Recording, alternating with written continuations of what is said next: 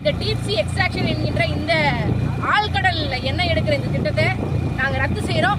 இதற்கு கேரளா அரசாங்கம் எந்த ஒத்துழைப்பும் கொடுக்காது அப்படின்னு சொல்லி கேரளா சட்டமன்றத்தில் தீர்மானம் போட்டு நிறைவேற்றிருக்காங்க. ஆனால் நமக்கு தான் ஒவ்வொரு முறையும் தமிழர்களை பிடிக்காதுல்ல. தமிழ்நாட்டை தமிழ் ஆள வேண்டும் என்று அண்ணன் செந்தமிழன் சீமான் அவர்கள் சொன்னால் அவர் பேச்செல்லாம் நம்ம கேட்கவே மாட்டோம். நமக்கு எப்படிப்பட்ட ஆட்சியாளர்கள் தெரியுமா வேணும்? தமிழை பார்த்து படிச்சாலும் தப்பாக படிக்கிற ஒரு முதலமைச்சர். ஆனால் அவருடைய தாய்மொழியான தெலுங்க பார்க்கவே இல்லை. பேரு பெத்த பேரு தாக நீர் இல்லைன்னு சொல்றாரு.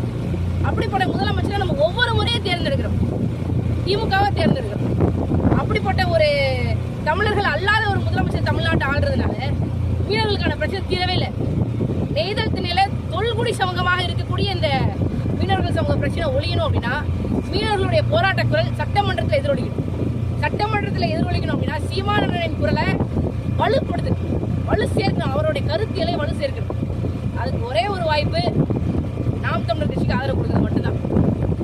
வர மார்ச் 22ஆம் தேதி தொடர்ச்சியாக இந்த சிங்கள ராணுவத்தினர் நம்முடைய மீனவர்களை, ராமேஸ்வரம் மீனவர்களை, நாகப்பட்டினம், அக்கரைப்பேட்டை, மயிலாடுதுறை மீனவர்களை அவங்க சிறைப்பிடிச்சிட்டு போறாங்க. ஒரு கட்டத்துலலாம் சிங்களர்கள் நம்ம மீனவர்களை மொட்டை அடிச்சு அனுப்புறாங்க. தமிழர்கள் எதுக்கு மொட்டை அடிப்பாங்க?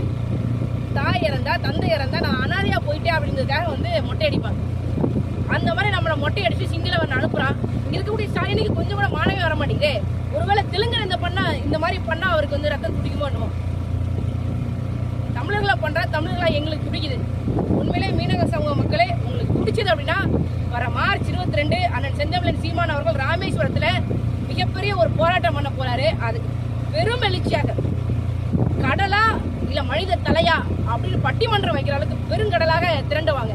நம்மோட குரலை ஓங்கி ஒலிக்கக்கூடிய ஒரே குரல் செந்தமிழன் சீமான் அவர்களுடைய குரலா தான் இருக்கு. அவருடைய குரலை மேலும் வலுப்படுத்தும், அவருடைய கருத்தியலை வலிமைப்படுத்தும்.